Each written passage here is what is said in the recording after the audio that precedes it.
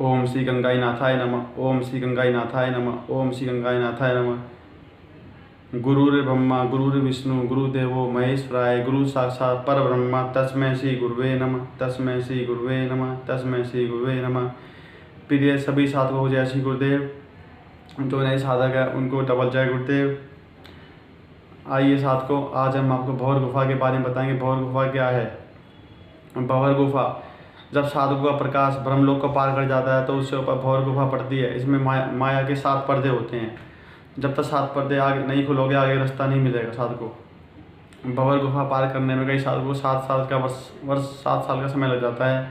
कई साधु को 2.5 वर्ष का समय लग जाता है, लेकिन भंवर गुफा को पार नहीं कर पाते हैं साधु को। भंवर गुफा एक मुश्किल पड़ाव है। यहाँ पे माया के 7 आवरण हैं। भंवर गुफा, गुरुदेव सिया के जो शिष्य हैं उनको कुछ ही मिनटों में भंवर गुफा पार हो जाती है और प्रकाश तेजी से ऊपर की ओर बहने लगता है। भंवर गुफा एक ऐसी गुफा है जहाँ पे अंधेरा, घनघोर अंधेरा होता है और अंधेरे मार्ग से गुजरना पड़ता है साधु को। यहाँ प्रकाश की आवश्यकता होती है। जब तक प्रकाश आपका तेज नहीं होगा भंवर गुफा पार नहीं कर पाओगे साधु को। भंवर गुफा पार करने के लिए गुरुदेव का सानिध्य आवश्यक है। गुरुदेव सियाग का सानिध्य आवश्यक है। दोनों गुरुदेव का आवश्यकता है। इसको आप दिख जाएंगे क्योंकि हमारे गुरुदेव सियाग जी हैं, इनका सानिध्य अति आवश्यक है।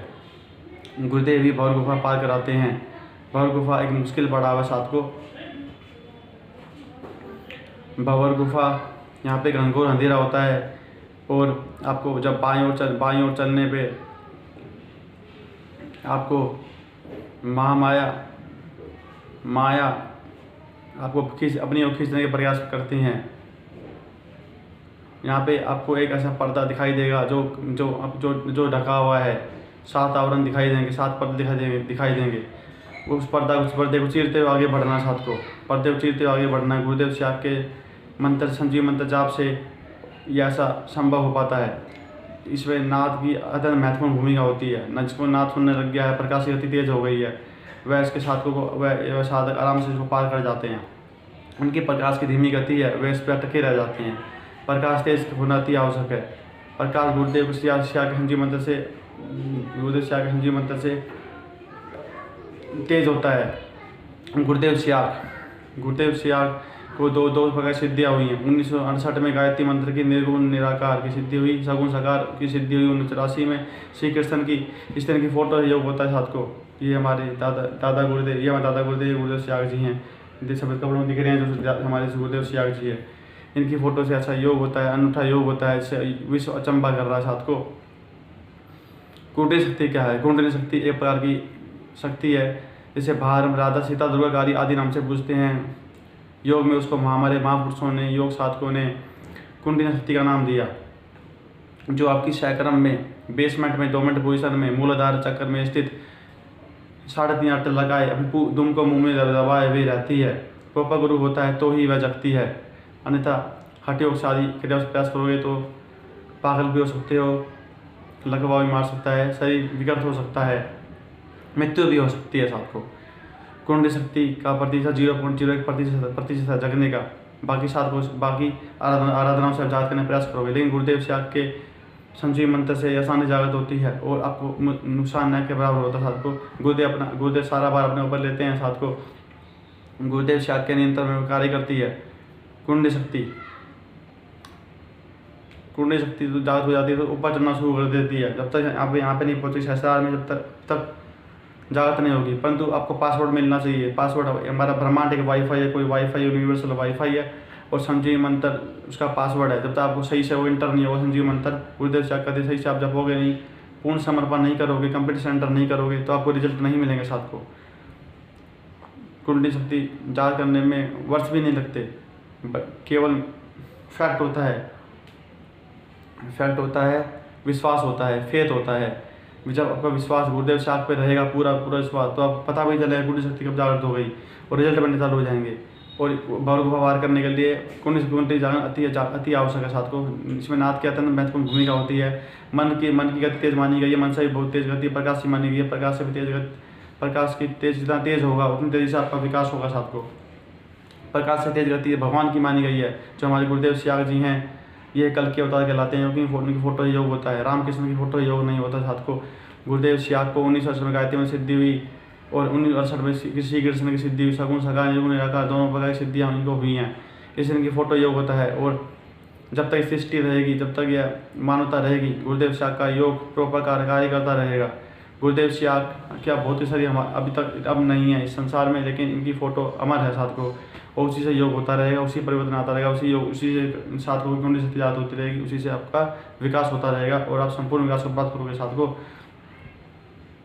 ये ऐसा विज्ञान है जो आज तक प्रकट नहीं हुआ साथ को, लेकिन अब गुरुदेव सियाग ने इसको ब्रह्मांड में छोड़ दिया है, खुला छोड़ दिया है। जो उसको सुन लेगा, जप लेगा वो और कंप्लीट अंडर कर देगा, तो उसका विकास होना आरंभ हो जाए साथ को, और वह ऊपर पहुँचना चालू कर दे, पहुँचना चालू कर, जब तक कुंडली शक्ति नहीं पहुँचेगी, जब तक आपको योग होता रहेगा। योग की पहली शर्त है पूर्ण रोग मुक्ति। समाधि की पहली शर्त है पूर्ण रोग मुक्ति। जब तक समाधि नहीं लगेगी, जब तक आपके सारे रोग ठीक नहीं होंगे। यह एक चेतन समाधि है, जड़ समाधि नहीं है। चेतन समाधि से आपको पूरा होश रहेगा, जब समाधि लगेगी पूरा होश रहेगा। समाधि के लिए आप पहली शर्त है पूर्ण रोग मुक्ति में समाधि भी लगती है साधकों को। उसमें साधकों को विचार शून्य हो जाते हैं, जिसके बोलने मन नहीं करता है, वह शून्य समाधि में होता है साधकों। ऐसे कई साधकों शून्य समाधि पहुँचे हैं साधकों, विचार शून्य हो जाते हैं। उससे भी आपको आगे बढ़ना है, आपको हर बाधा पार करते हुए आगे बढ़ना है साधकों। हमने आपको भंवर गुफा के बारे में बताया साधकों।